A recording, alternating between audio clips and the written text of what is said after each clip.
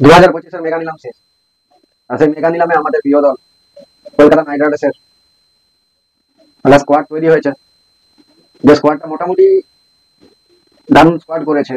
কিছু কিছু দুঃখ আছে, কষ্ট আছে, যেটা পুরানো কিছু প্লেয়ারকে পাওয়া যায়নি। Shreyas Iyer, Mitchell Starc, Phil Salt এদেরকে হারাতে হয়েছে, কিন্তু তাও মোটামুটি টিমটা দারুণ হয়েছে।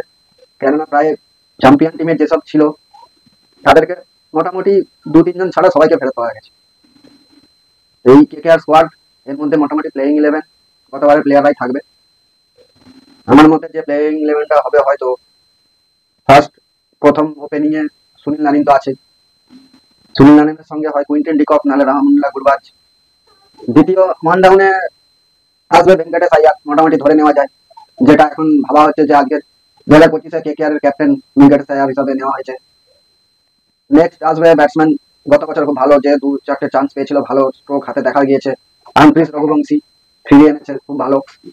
নেক্সট ব্যাটসম্যান নাম্বার 5 এর জন্য অমনদীপ সিং, হার্ড হিটার, আর কি কোয়ালিটি গত বছর দেখিয়েছে, প্লাস এবারে ইন্ডিয়ান টিমেও চান্স পেয়েছিল। 6 নম্বরে আসবে রিঙ্কু সিং, সে তো কি জিনিস সেটা পুরো বিশ্ব জানে, শুধু আমরা নয়। নেক্সট আসবে আন্দ্রে রাসেল, তার নামে কিছু বলার নেই, নতুন করে কিছু বলার নেই, আন্দ্রে রাসেল কি জিনিস। 7টা মোটামুটি ব্যাটসম্যান অলরাউন্ডার মিলিয়ে হয়ে গেল 7 জন। এবার 4 জন আছে আমাদের, বৈভব আরোরা, হর্ষিত রানা, বরুণ চক্রবর্তী, এন্ড্রিক নকিয়া। এই মোটামুটি 11 জন আমি দেখতে পাচ্ছি, 11 জন প্লেয়ার প্লেইং ইলেভেন এটার। এরপরে impact player rules, impact player হিসাবে হয়তো প্রথমে ব্যাটিং করলে ইম্প্যাক্ট লাগলে পরে বোলিং এর জন্য অনুকূল রয়, বা প্রথমে বোলিং করে পরে ব্যাটিং এর জন্য ইম্প্যাক্ট লাগলে মনীষ পান্ডে। তো মোটামুটি এটাই। তবে এই স্কোয়াড খুব ভালো লেগেছে স্কোয়াড। এই স্কোয়াডের কিছু কিছু জিনিস একটু অবাক করেছে, যেটা আমাদের আফগানিস্তানের স্পিনার আল্লাহ গাজনফর, ওর জন্য 5 কোটি অব্দি গেছিল, যেহেতু ও মেন প্লেয়ার হিসেবে দলে আনার চেষ্টা করেনি, ওকে বেকআপ হিসেবেই আনার চেষ্টা করেছিল। তা সত্ত্বেও তার উপরে 5 কোটি পর্যন্ত গিয়েছিল। কিন্তু এখানে নীতিশ রানা, খুব করে চেয়েছিলাম যে নীতিশ রানা আসুক টিমে, নীতিশ রানার জন্য কোনো বিড করেনি, এটা খুব কষ্ট পেয়েছি, খুব খারাপ লেগেছে। কলকাতা ফ্র্যাঞ্চাইজির উপরে একটু রাগও হয়েছে যে নীতিশ রানা এত লয়ালিটি দেখিয়েছিল, খুব ভালোবাসতো কেকেআর টিমকে, কমসে কম বিড করতে পারতো। তো যাই হোক, কিছু করার নেই, এটাই আইপিএল, এটাই খেলা, মেনে নিতে হবে। তারপরেও কিছু ভালো ভালো বাই আছে, যেটা মঈন আলী, আমার মনে হয় নীতিশ রানার উপরে যায়নি কেন।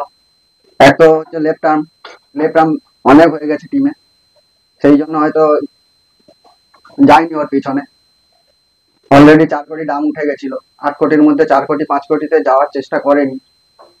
তো তবে আমার একটা যেটা মাথায় আছে, এনরিক নকিয়া, প্রথম দিন ওর পিছনে 6 কোটি টাকা না খরচা করে যদি ওই টাকাটা নিয়ে একটু ওয়েট করতো, ভালো ভালো পেসার, বিদেশি পেসার যারা আনসল্ড রয়ে গেছে, কম দামে পেয়ে যেত, তাহলে হয়তো নীতিশ রানার জন্য বিট করতে পারতো। কারণ আরো তখন 4-5 কোটি টাকা বেঁচে যেত, নীতিশ রানার জন্য 6-7 কোটি 8 কোটি অব্দি যাওয়া যেত, ফ্যান্সদের কষ্ট পেতে হতো না, নীতিশ রানার জন্য পাওয়া যেত। কেন বলছি ভালো ভালো পেসার, এনরিক নকিয়ার থেকে যদি একটু ওয়েট করতো না কিনে। 1 নম্বর তো আমার প্রথম পছন্দ ছিল ফাস্ট বোলার বাংলাদেশের তাসকিন আহমেদ,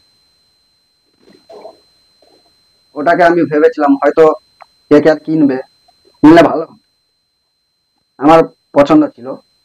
দ্বিতীয় আয়ারল্যান্ডের পেসার জসুয়া লিটিল, মাত্র 75 লাখ টাকা বেস্ট প্রাইস ছিল, 75 লাখ, যেটা আগে গত বছর গুজরাটে ছিল, বোলিং ভালো করেছে, খুব ভালো বোলার, নিতে পারতো, আইপিএলে ভালো বল করে।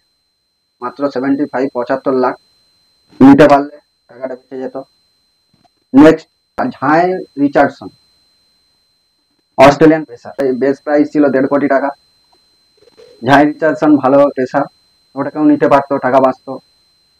নেক্সট পেসার ম্যাট হেনরি, ওর পেছনেও যাওয়া যেত, আনসোল্ড রয়ে গেছে, 2 কোটি টাকাতে পেয়ে যেত। নেক্সট সাউথ আফ্রিকা নতুন নতুন পেসার, এই কিছুদিন হলো ক্রিকেটে এসে সাউথ আফ্রিকা চান্স পেয়েছে, ওয়াইলি বর্তমান, ওর পিছনেও যেতে পারতো, কম রেট ছিল। এইগুলো যদি এদের কারোর একটা জন্য ওয়েট করতো, আমি মনে হয় হেনরিক নকিয়াকে না কিনে কিছুটা ওয়েট করলে, একটু বুদ্ধি খাটিয়ে হয়তো নীতিশ রানাকে আমরা পেয়ে যেতাম, নীতিশ রানাকে হারাতে হতো না।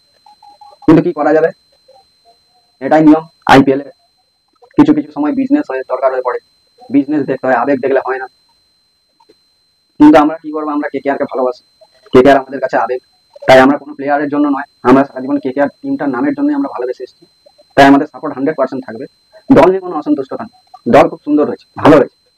যেমন শ্রেয়াস আইয়ার, এত দাম, কিছু করার নেই, ওকে চেয়েছিল 18 কোটিতে রাখতে, কিন্তু ও টাকাকে বেছে নিয়েছে। যাক, কোনো আক্ষেপ নেই।